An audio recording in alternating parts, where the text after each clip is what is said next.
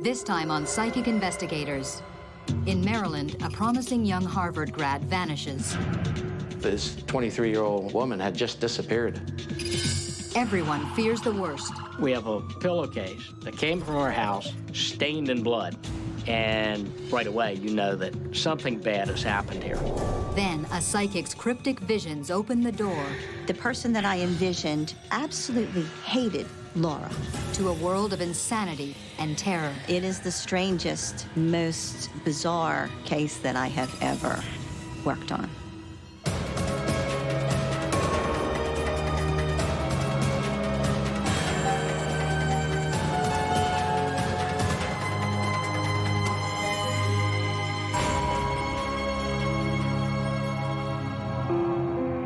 Bethesda, Maryland, an affluent suburb just minutes from Washington, D.C. Home to movers and shakers, professionals and politicians. Home to 23-year-old Harvard graduate Laura Houghteling, who's just moved back in with her mother and landed a job at a PR firm. But on the morning of October 19th, 1992, Laura doesn't show up at work. Her co-workers call. No reply. One of them is a good friend. Concerned, she phones Laura's brother. Laura was extremely responsible, and she was very considerate, so she would have called, and I was quite sure of that. I knew something was strange. Warren Houghteling, a teacher, heads over to his mother's house to check. His sister isn't home. By nightfall, there's still no sign of Laura. Increasingly worried, he calls the police. Sergeant Rich Fallon was on duty that night. The police took the report, and nothing was done for at least a day. You give them 24, 48 hours to show back up, then after that, you start getting concerned. Their mother, Penny Houghteling, is away at a conference. When Warren calls her, she cuts her trip short and returns home. Because the police weren't able to do anything, we wanted to do something. We were convinced that there was something going on, there was something wrong. And so a lot of Laura's friends got real active. They put together a poster. It was very important to us to try to get, information out there so we could find something out. Laura Houghling's disappearance is big news in Bethesda. In the upper crust homes, a crime or a missing person is rare, especially in a family like the Houghtling, where you have a daughter who went to Harvard, the mother is a psychotherapist. Crimes like that just don't happen in those kind of families. Adrian Havel writes about the story. Laura was virtually the all-American girl. She had everything going for her. She was very accomplished, a fantastic student. She was 6 feet tall, very long-limbed, and she had a really sweet smile. After 2 days, there's still no word from Laura. The police launch a full-scale investigation, starting at her home.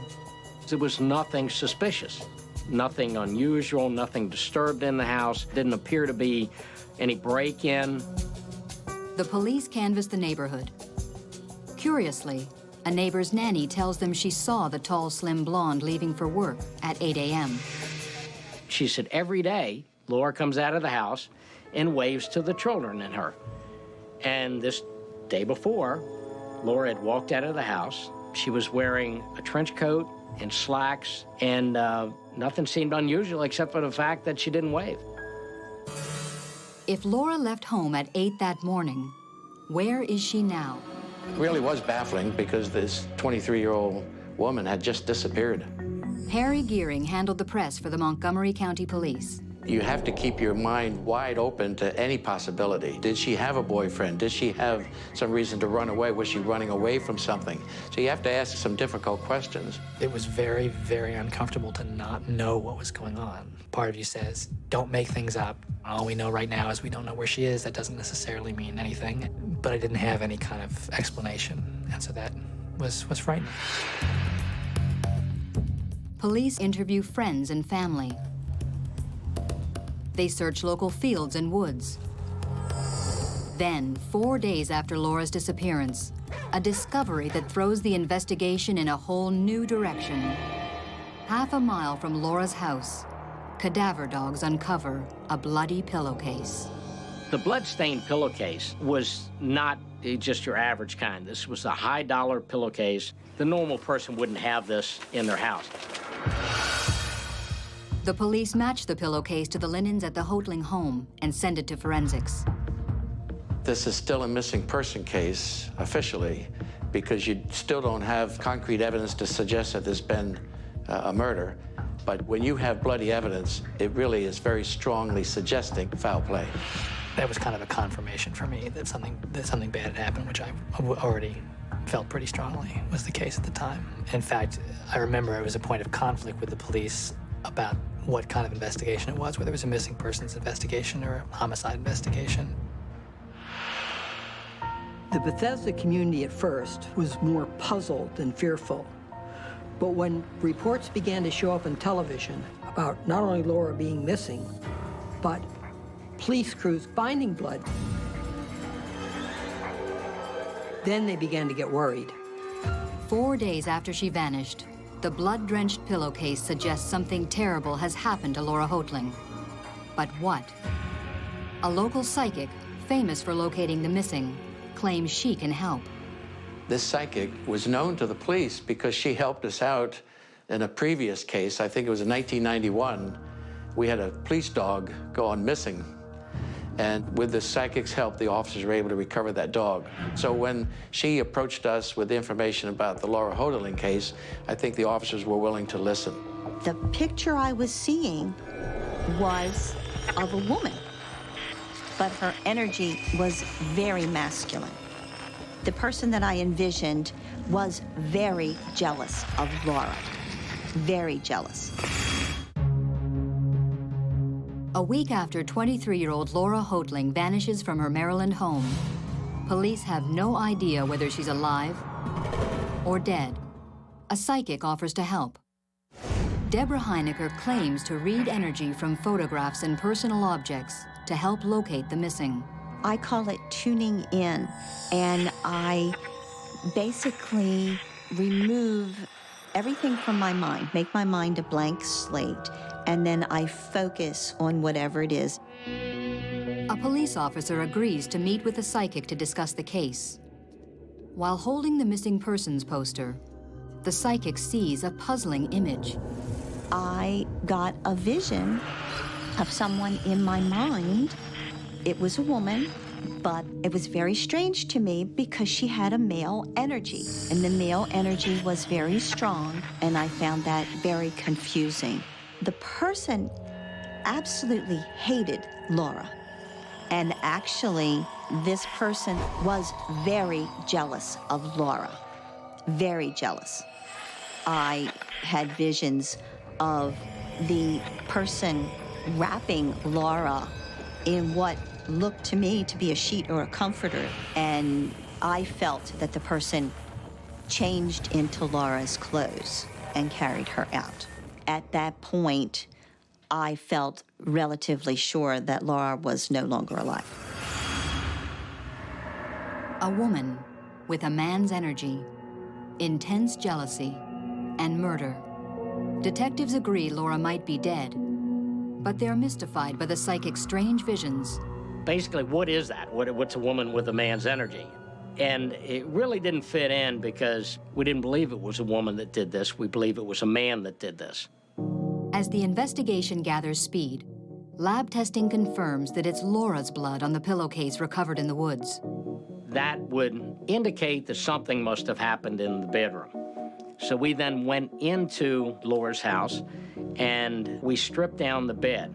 And her mother mentioned that these sheets that are on the bed don't belong on this bed. These are for the guest bedroom. And there was no mattress pad. And we examined that mattress and there was no sign of blood.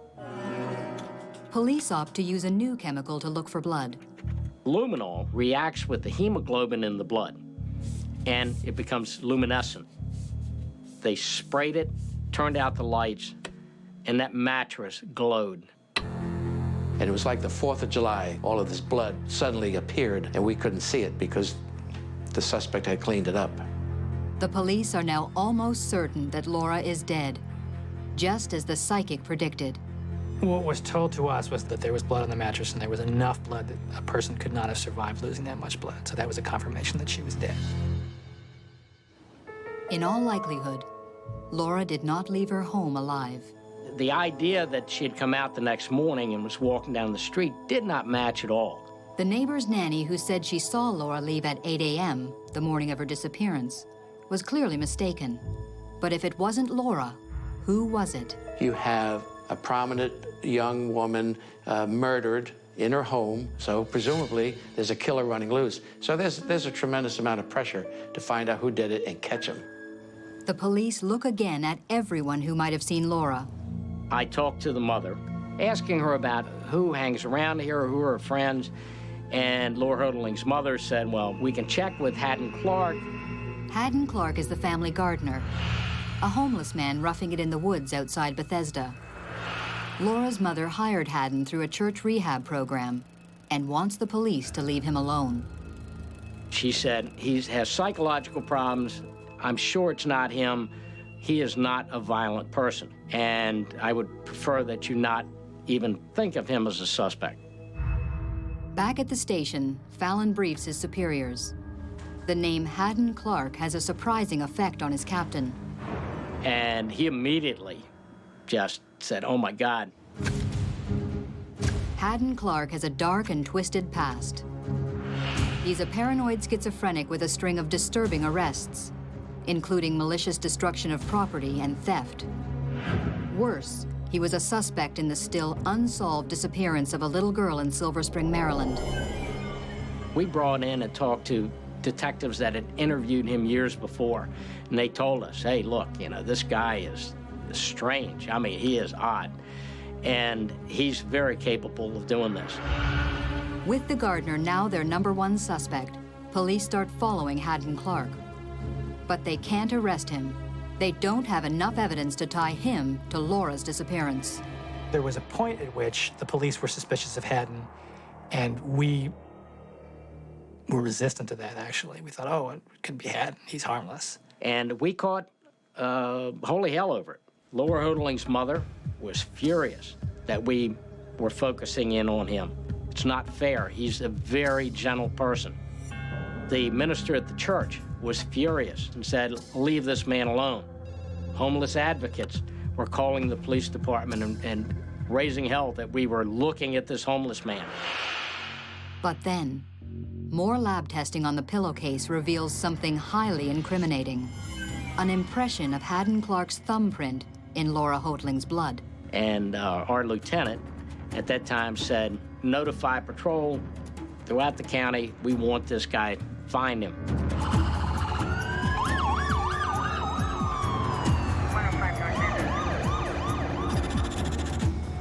With this new evidence, the police arrest the gardener on suspicion of murdering the Ivy League grad. We trusted Haddon, and we found out that that trust was misplaced, and that was very difficult. But the question remains, where is Laura? 23-year-old Harvard grad Laura Houghteling is set for a Washington law career when she disappears under suspicious circumstances. The family gardener, Haddon Clark, has been charged with her murder, but says nothing. We have a bloody fingerprint and no body, and it's basically a circumstantial case. So there's people saying, you don't have enough to get a conviction and we need to release him. At the bond hearing, prosecutors argue to keep Haddon Clark behind bars while they gather more evidence. For me, what was wrong was that I didn't know what had happened to her, and arresting him didn't answer the question. There was what people thought had happened, but we didn't know where she was. The police ramp up their search. Montgomery County homicide detectives have drained ponds. They have dug into the earth. They have listened to psychics. They have done so, of course, to find Laura Houghteling's body. But nothing. Months go by. Haddon Clark's in custody, but still not talking. To me, it was a paralyzing experience. I felt very helpless. I knew the police were doing what they could do, and you were just kind of waiting. We knew in our hearts that Haddon Clark had murdered Laura. Proving it was going to be hard. We traveled up to Block Island, we went to Rhode Island, we went all over the place, anywhere he had been. And we were having a very, very hard time getting the evidence that we needed to close this case. And it was very difficult. Police are at a dead end. But psychic Deborah Heineker thinks she knows exactly where Laura is buried. I felt it was relatively close to the campsite, and she was in a shallow grave in mucky, sort of peaty soil. Her nose was partially exposed, and maybe parts of her cheek and maybe a little of her forehead. But the police aren't buying it. They've already searched around Haddon Clark's makeshift campsite repeatedly. You're always going to have skeptics in the police. We're skeptical by nature, and the Montgomery County Police had searched that area over and over again, and they didn't believe that the body was there. But Deborah insisted to the police that they keep looking. On June 13, 1993, 8 months after Laura vanished, a startling turn of events. Right the day before trial, the scientist has to review all of her findings. She looked at the hairbrush that had belonged to Laura Houghteling and saw something odd and took off a strand of what she thought was hair that just didn't look quite like the others, and examined it, and it was a hair or fiber, as you might say, off a wig. This lone fiber may be the final piece of the puzzle. An earlier search turned up a bizarre storage locker rented by Haddon Clark. We went in, and it was stacked with plastic containers. There were high heels, there was ladies' underwear, ladies' dresses, there were wigs. Just the place was full of female clothing. Then we realized that Haddon was a cross-dresser. Deborah Heineker's vision begins to make sense.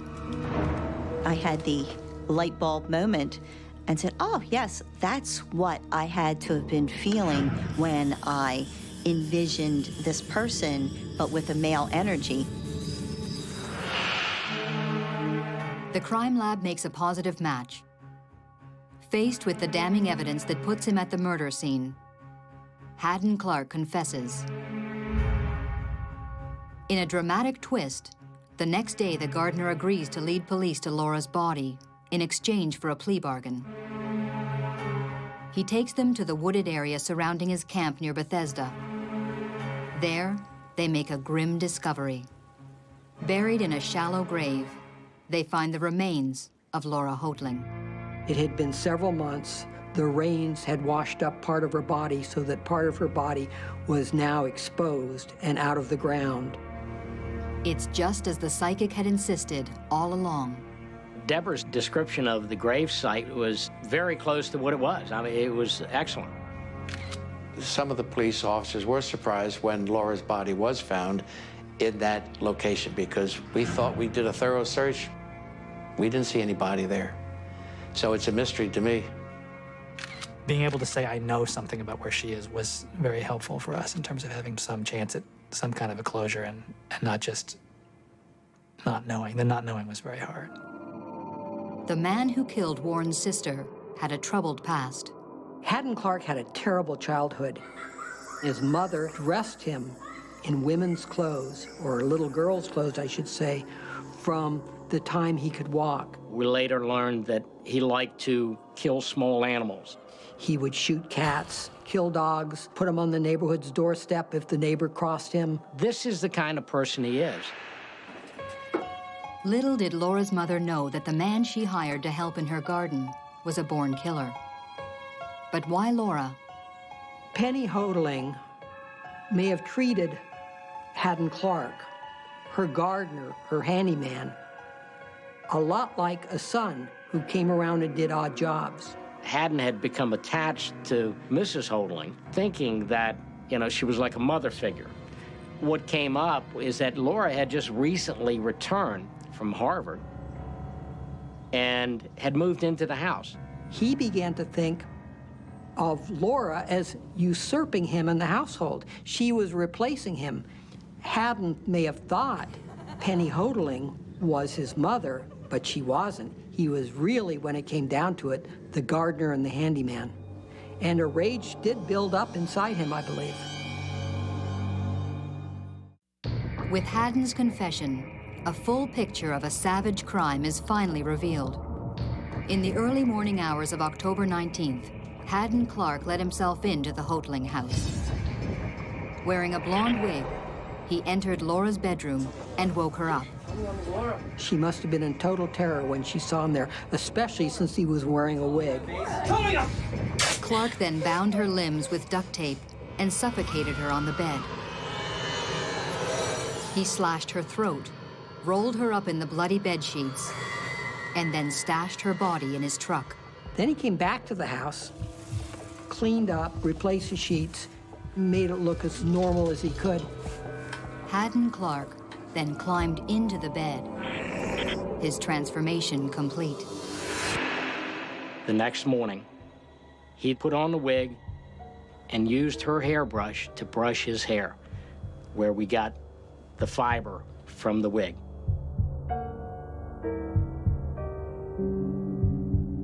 At 8 a.m., he left the house with Laura's briefcase, dressed as a woman and wearing a wig. That's who the neighbor's nanny saw leaving. Later that same night, Haddon Clark buried Laura Houghteling across the highway from his campsite. For me, sadness was the predominant emotion at the time, and disbelief. Murder doesn't happen to people that I know, doesn't happen to people I care about, and life isn't supposed to be this way. That was all changed for me. With his plea of guilty to second-degree murder accepted, Haddon Clark was sentenced to 30 years in prison for the murder of Laura Houghteling. He later leads police to the remains of Michelle Dorr, the little girl he was suspected of murdering. He claims to have killed others, whose bodies have never been recovered. But the police have recovered Haddon's stash of trophies, including Laura Houghling's high school ring. It is the strangest, most bizarre murder case that I have ever worked on. The psychic in this case helped us out, so I'm open to using psychics. If she can help me, I'm very glad to take her help to help me close cases. I don't think I fully appreciated the impact Laura had on other people's lives until she died. For her memorial service, it was a spectacular group of people, and they really, really loved my sister. And I was very touched by that. She's a beautiful person, and I miss her. I miss her.